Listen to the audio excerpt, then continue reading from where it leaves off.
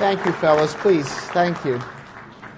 Wow, that's humbling to get a standing ovation for no reason. So,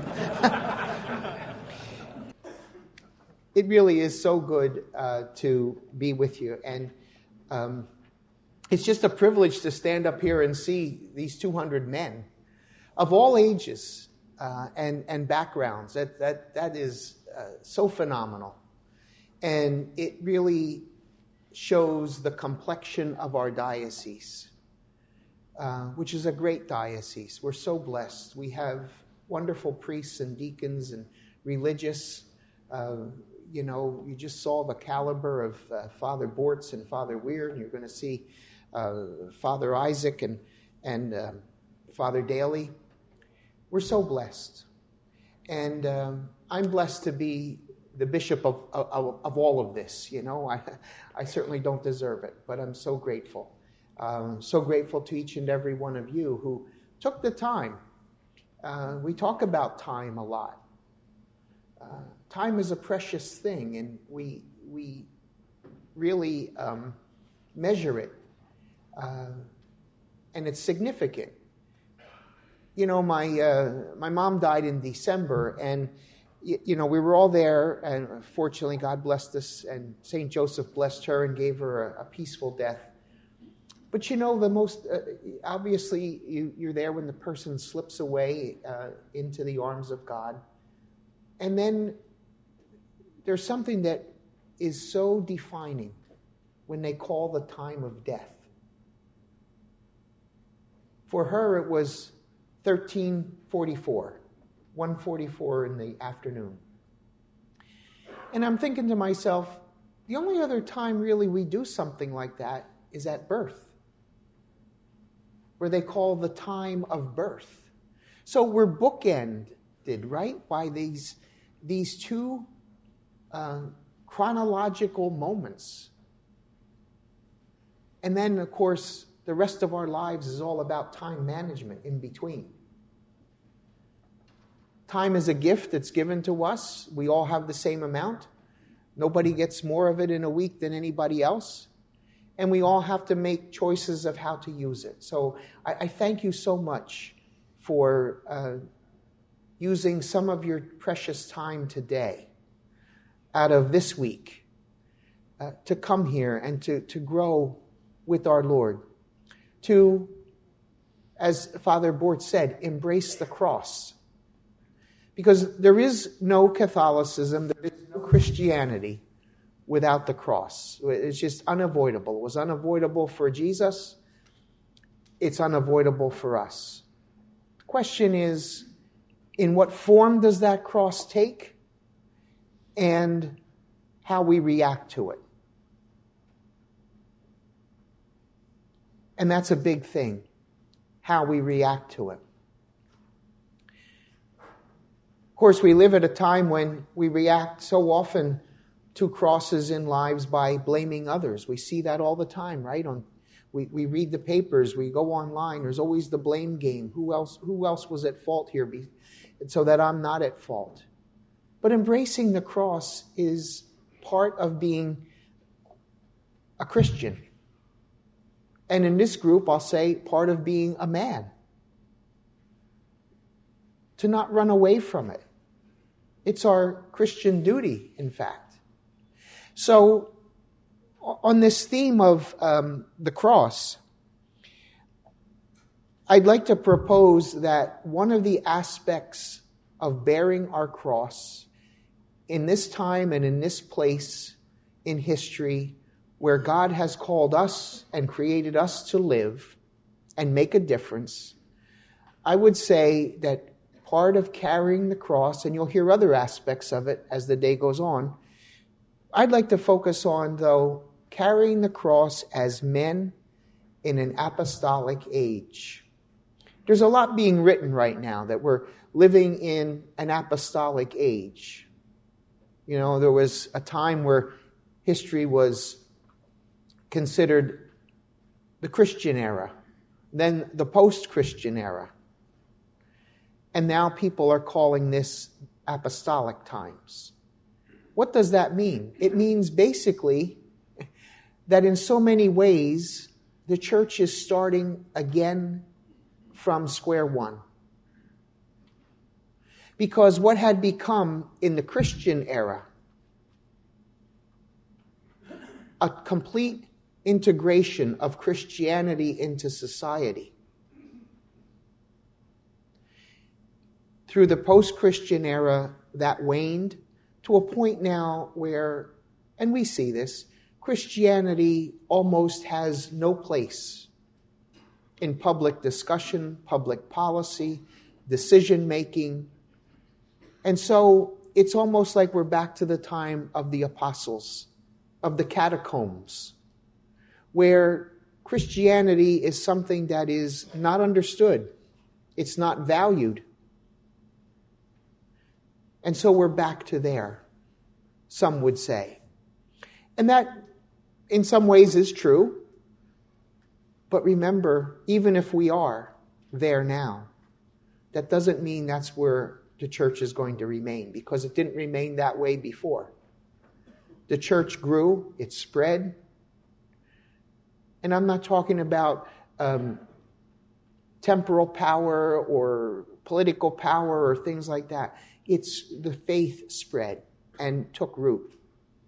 And so we're probably living at a time where we have to go back to the basics of our faith, the basics of the teachings of Christ. Perhaps part of the reason why we got here to this apostolic time again and went through the post-Christian era, maybe we became too sophisticated in our thinking as a church. Started to devalue things. Oh, evil, Satan, that's just a human construct. Or really, the evil is thinking that there is the devil. No such thing as angels. Devaluing the role of the Blessed Mother. Our devotional life as a church went by the wayside for a more quaint era. Weren't those times so nice and wholesome, but we're beyond that now. And we started to drop all of these things. And most importantly, we started to lose sight of the fact of the real presence of Christ in the Holy Eucharist. To the point where you all read the studies probably because it's so shocking that it made all kinds of news. That 2/3 of Catholics don't believe in the real presence of Christ. And then we say, well, then that's no mystery why people don't come to Mass.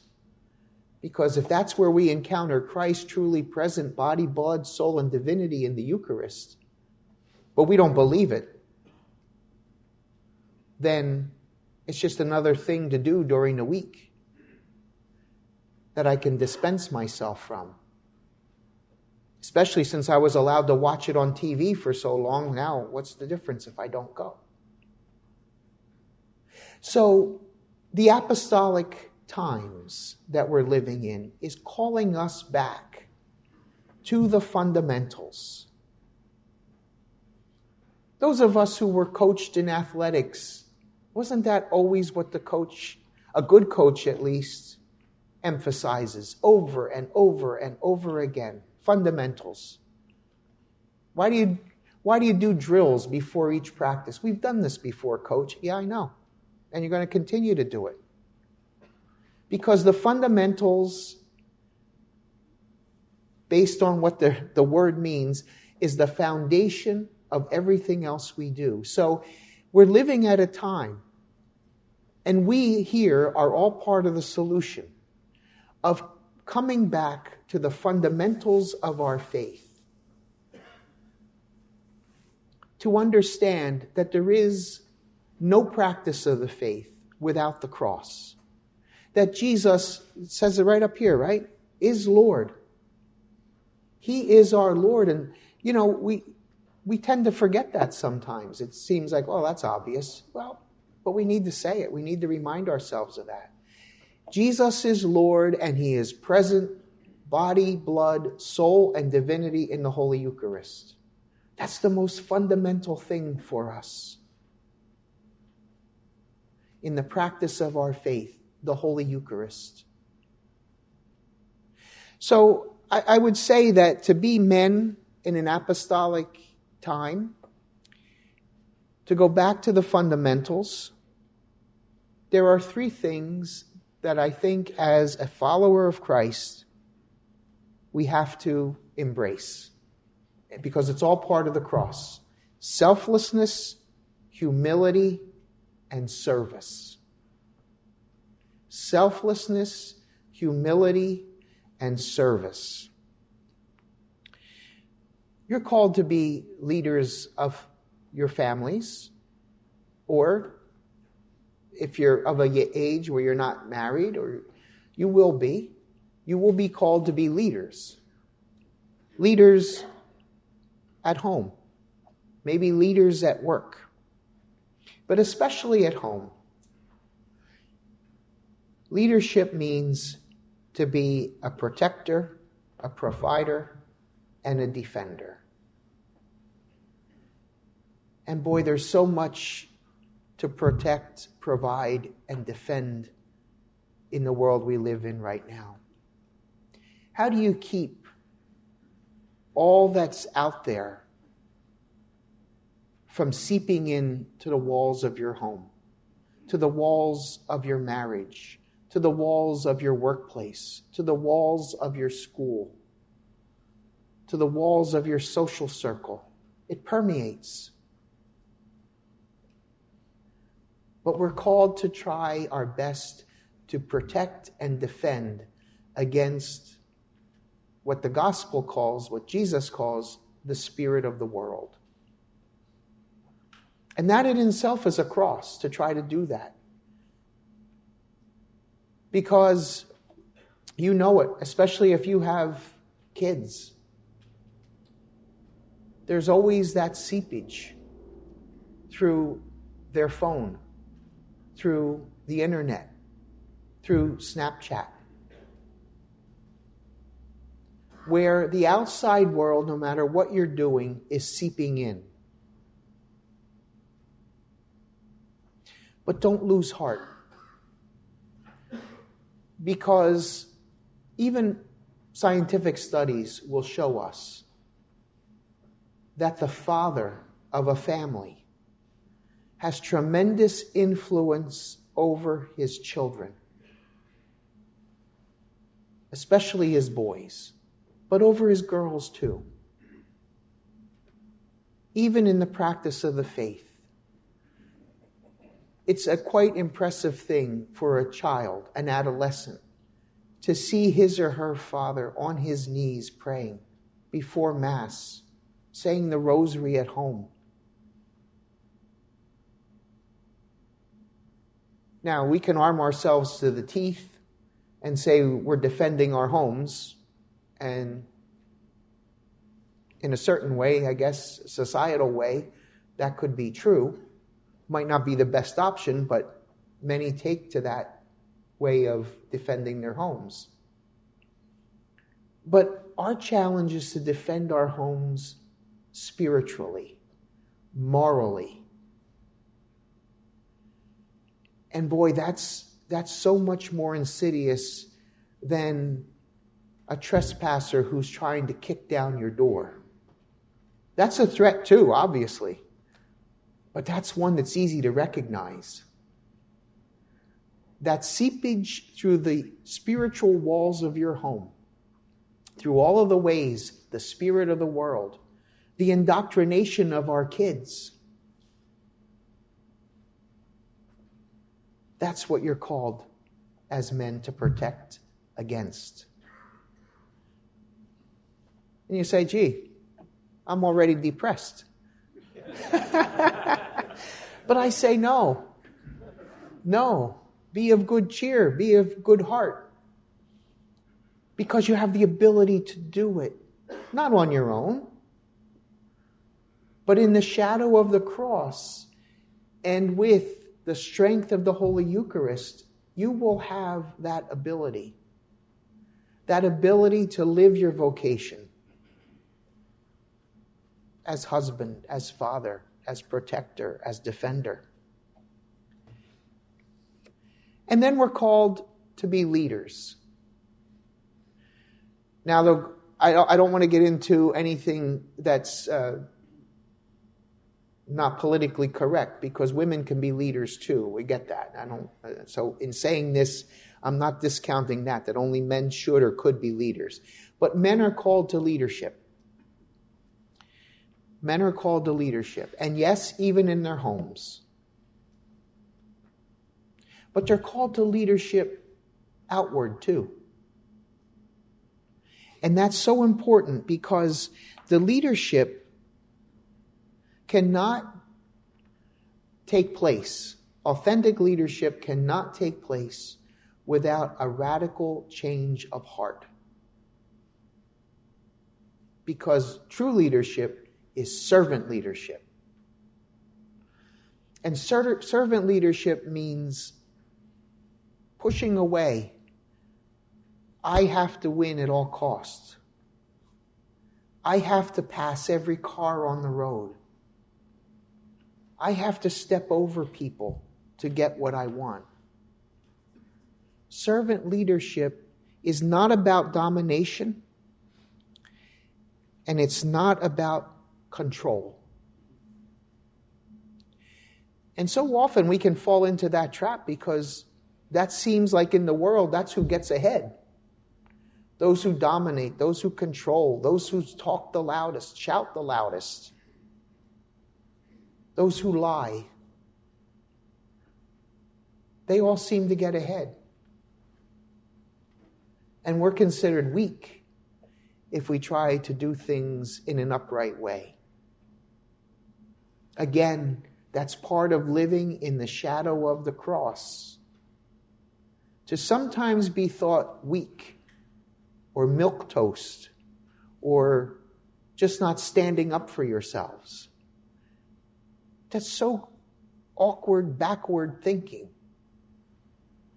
Because the real man, the real person who is strong, is the one who allows himself to be the servant of others as he leads them. And that, again, takes place first at your home.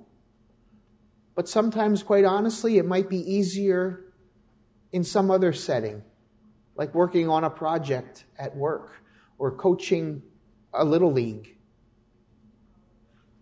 or being in some civic organization. Sometimes people will give you leadership more quickly outside your home than inside your home.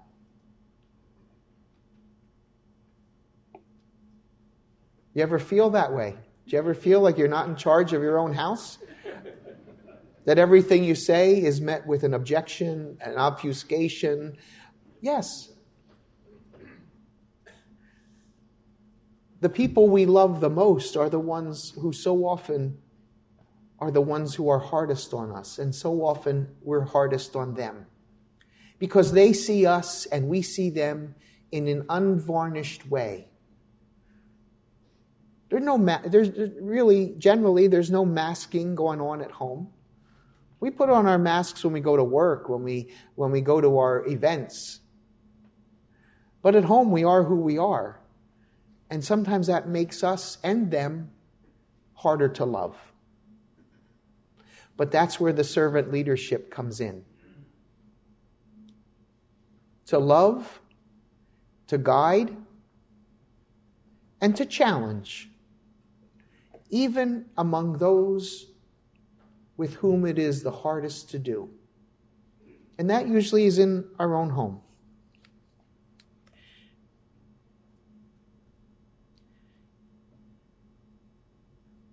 I think in order for us to be humble servants and selfless men, we have to look to a woman. Father Bortz was very right in acknowledging the women who are here today and have provided such good hospitality. There can't be our lives without the presence of women, because they do something for us that softens us a bit in a good way. They give us another perspective. They have a whole other type of intuition that we don't have. We're more, as men, pragmatic. Just get it done. What's it have to do? Women are more circumspect. Just look at work, right? A lot of times you have a group of guys that get together to work on a project. They work on that project for 6 months. They congratulate each other when it's over, and maybe they'll see each other once in a while. Women come together for a project. They work on it for 6 months. When it's over, they still get together for lunch. They go out at night. They have girls' night out. So women bond in a different way. If you ever read the book Mars and Venus at Work, it's a spin-off of that earlier book that men are from Mars and women are from Venus. And it went through different scenarios in the workplace. And one of the scenarios was the boss is at his desk, and it's a little stereotypical, I guess. He's the male boss, and she's the male administrative assistant. She comes in, and she says, the photocopier's down. He said, well, get it fixed. That's the male. What do we have to do to get it done? Now, the other side of that is, she didn't need to be told it had to be fixed. She knew that. She probably already called the repair guy. But she wanted to commiserate that because of this, her work is backing up. She wanted to talk about what she was going to do. The man just says, get it fixed and move on. Readjust your day. Those of us priests who hear confessions, there may be bartenders in the room who hear confessions too, but we hear them sacramentally.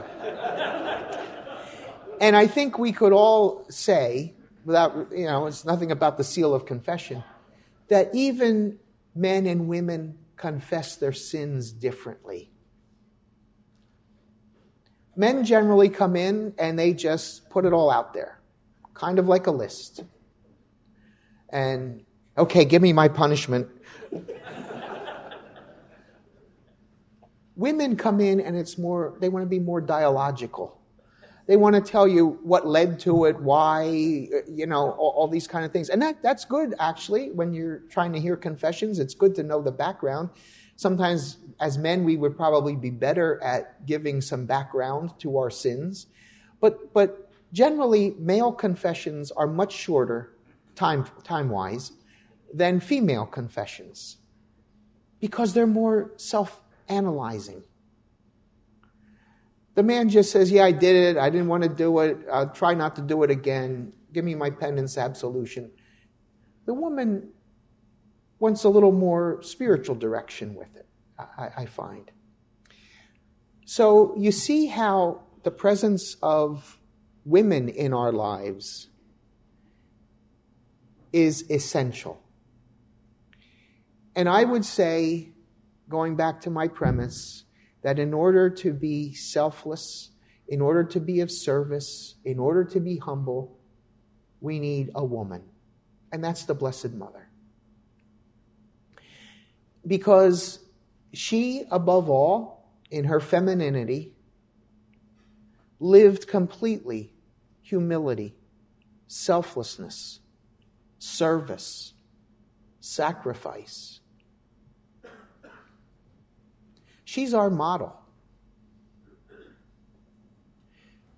And we should put in there her spouse, St. Joseph. Because while she is a model of the Christian,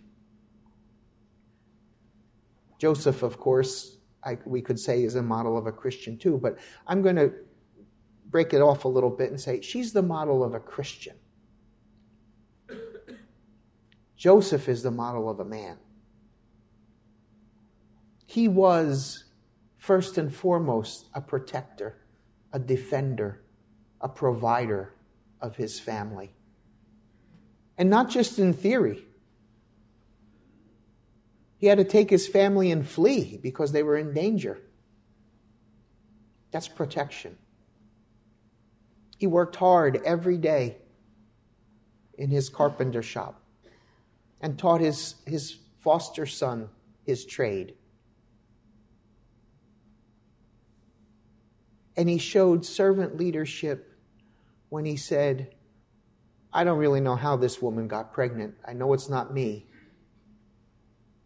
But I'm not going to send her away. I'm not going to expose her to ridicule. I will do God's will. So Mary, the example of a Christian. Joseph, the example of a man, a husband, a father. And in the end, even though Joseph had died earlier, tradition tells us, Mary was at the foot of the cross. But Joseph, even though he wasn't there, throughout his life lived in the shadow of that cross that was not yet. So that's our call today, men. To be men of service, to be men of selflessness, of humility. To be men as God intends us and created us to be. To live in the shadow of the cross. To not be afraid of what we're called to do. And certainly always to remain close, like Mary, to Jesus. Because he is Lord and he is present in the Holy Eucharist. With that, we can be men in this apostolic age, to regain what has been lost, to rediscover what has been found to be not so important. And now we know that it is and that it was always. We support each other with that. I mean, you come here, I look around, you see like-minded men who want to be about the same thing in their lives and say, we're not the only guys in the room, or we're not the only guys in this room who feel that way. There are others that couldn't be here, but could use our example. And so let's give them that example. To be humble, to be service-oriented, and, as always, to be selfless in our dealings with each and every one. God bless you. Have a wonderful Lent. Remember always, the cross is there. We can flee or we can embrace. Let's embrace, because that's what Jesus did for us, and that's what God calls us to do as well. God bless you.